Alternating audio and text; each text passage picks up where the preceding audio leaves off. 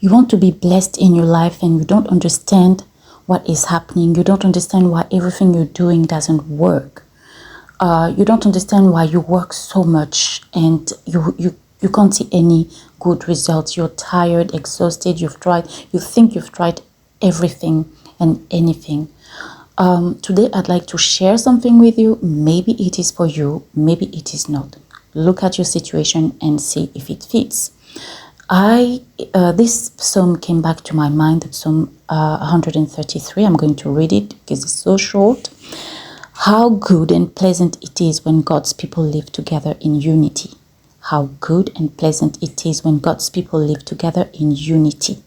And there is an exclamation point at the end of unity. And then it says, it is like precious oil poured on the head, running down on the beard, running down on Aaron's beard, down on the collar of his robe.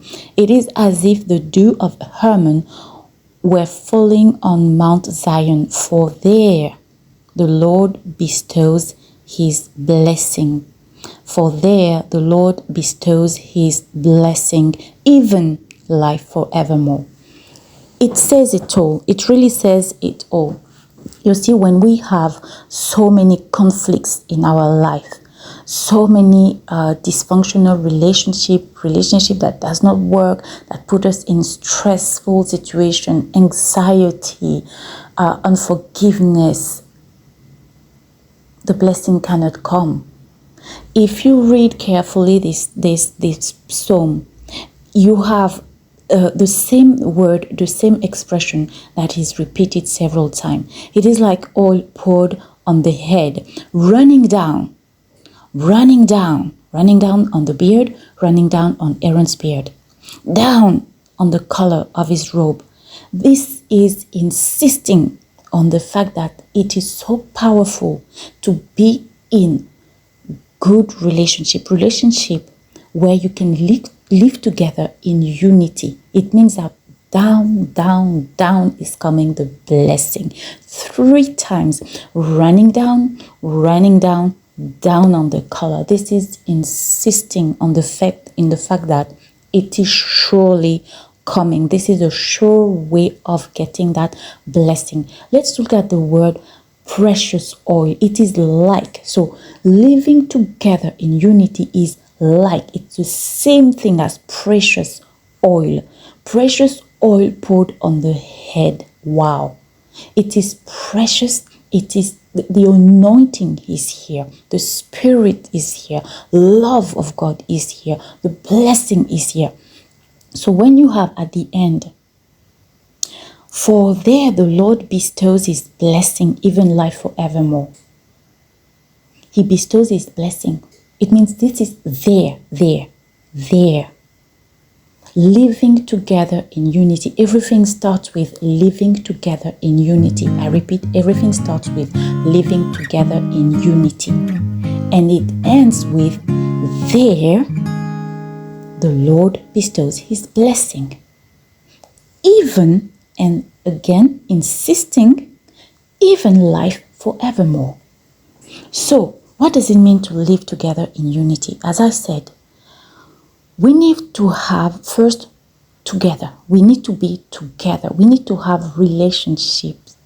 You can't be on your own. You can't be always doing everything on your own. Some of us, we have families. It's not even that we have problems in our family. It's the fact that we neglect our relationships. Some of us have good relationship, family, friends, and neighbors. We have good relationship, but we neglect them.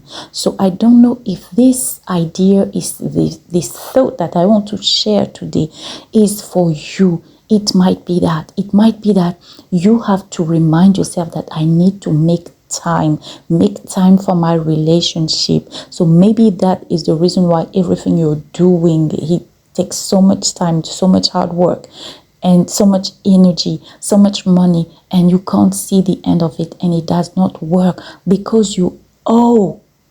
Yes, we owe time, energy, money to our relationships. We owe.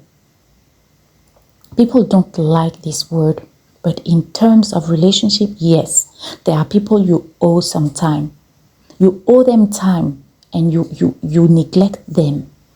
You owe them energy. Maybe it's helping them doing something and you don't do it. And you know the frustration of those people. It can be parents, it can be brothers and sisters, it can be neighbors, it can be friends.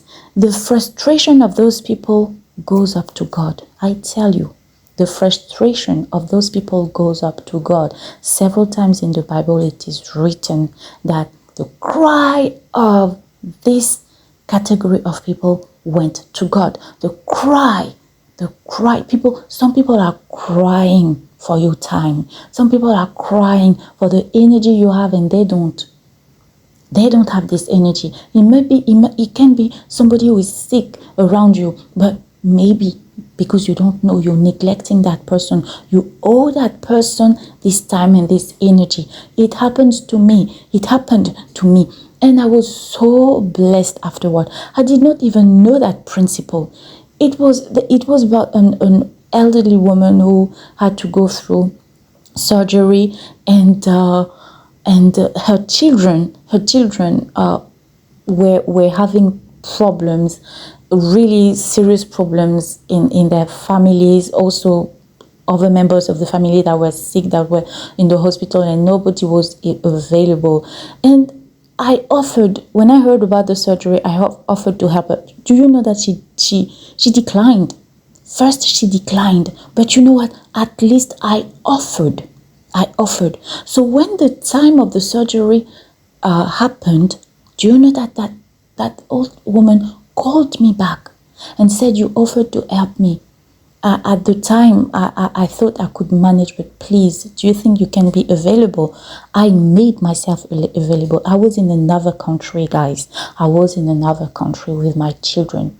I was on holidays. I stopped my holidays. I canceled the days that I had left, made other arrangement for the transportation, and came back.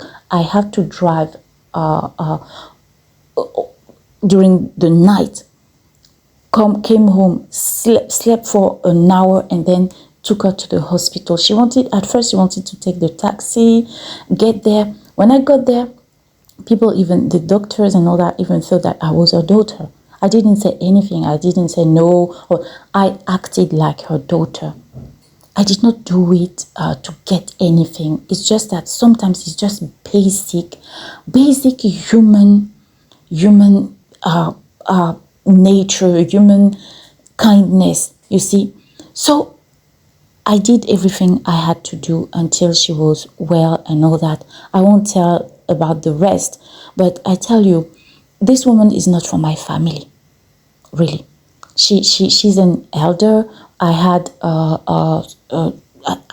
the opportunity to spend some time with her and all that. It's not like I knew her a lot, but what does it cost you? Of course, you can't do that with everybody. I tell you, I really want to warn people, because it's not with everybody. I always say, listen to your intuition. There are some people that you see in trouble, don't go there. It's not your portion, it's not your part. So I really want to insist on that part.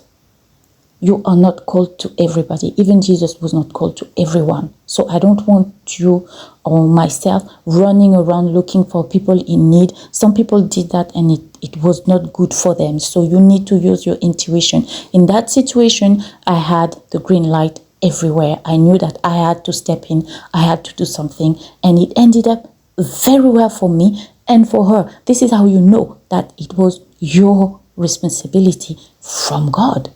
Because at the time, I was the only person she could rely on. And remember, I offered. At first, she declined. At first, she said, no, don't worry, I'll manage. You see? So sometimes you're going to help, offer your help. But you know what?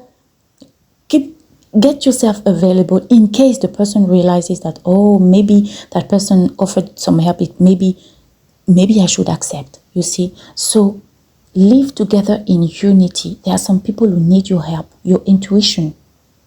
Your intuition, the Spirit of God in you, your wisdom will tell you.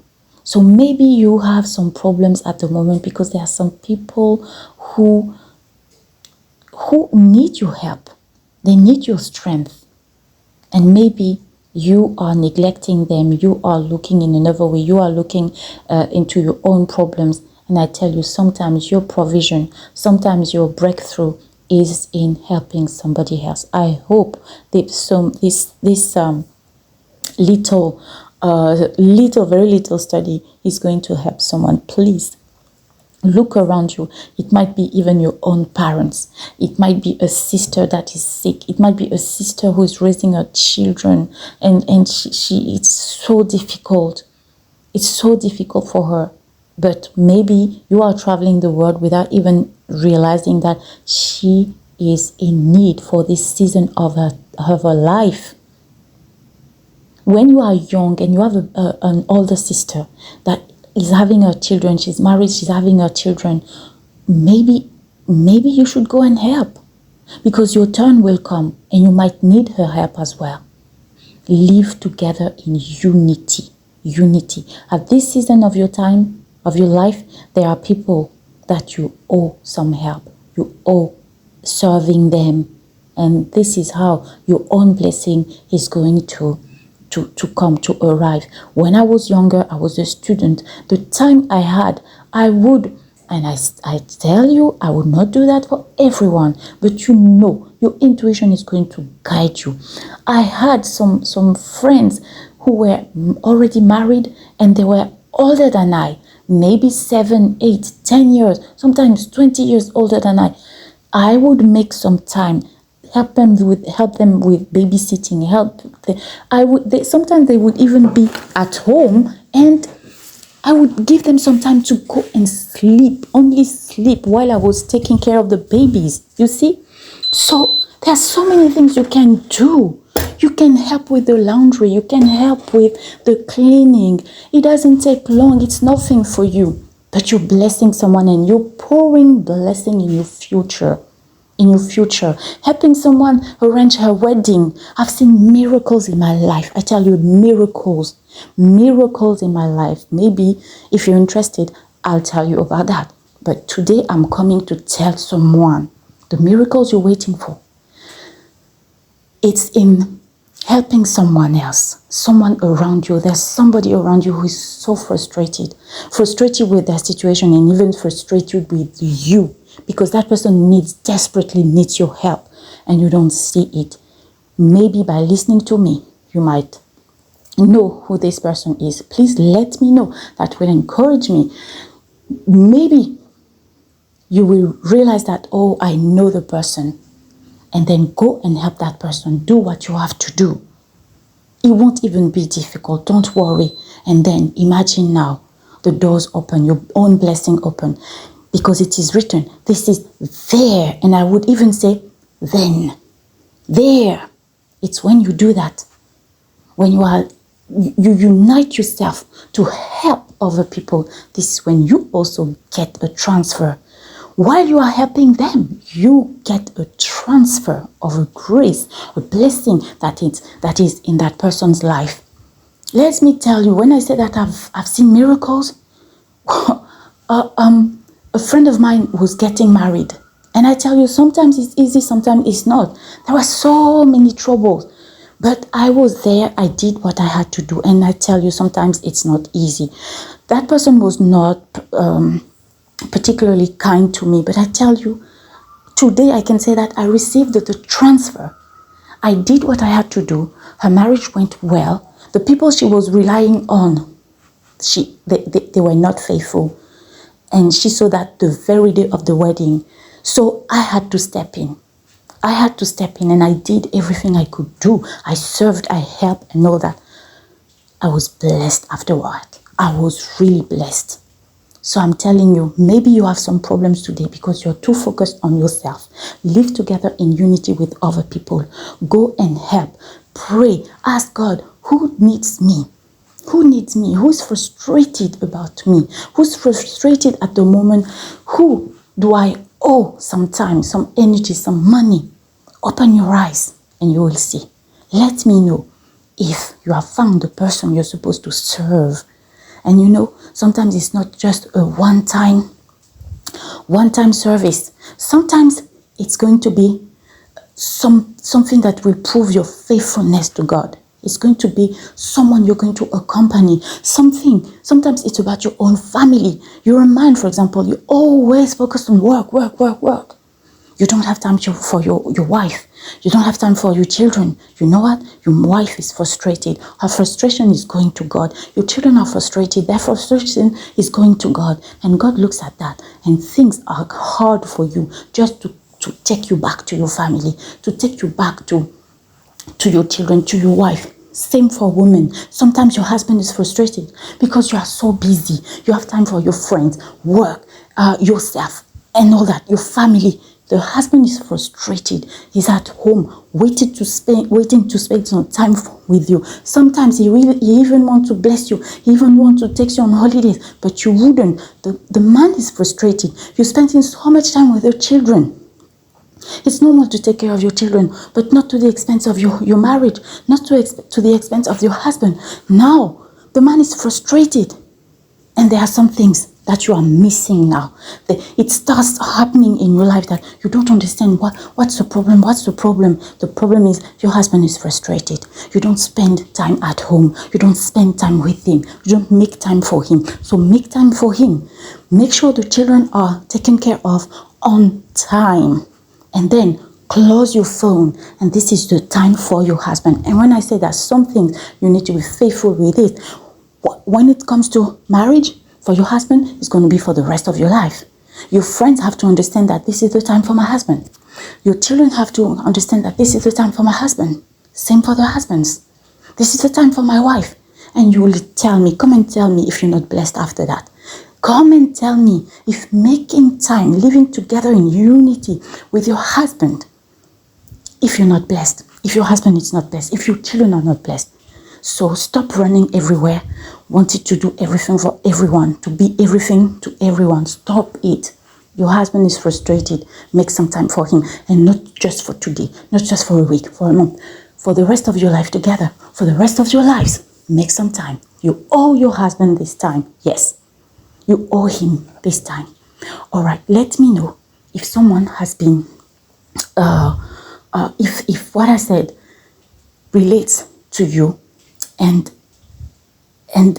tell me if you know about it, if it's a confirmation, and if you are going to make some arrangement to change that, and you will see the blessing coming down, running down into your life again. God bless you. Bye-bye.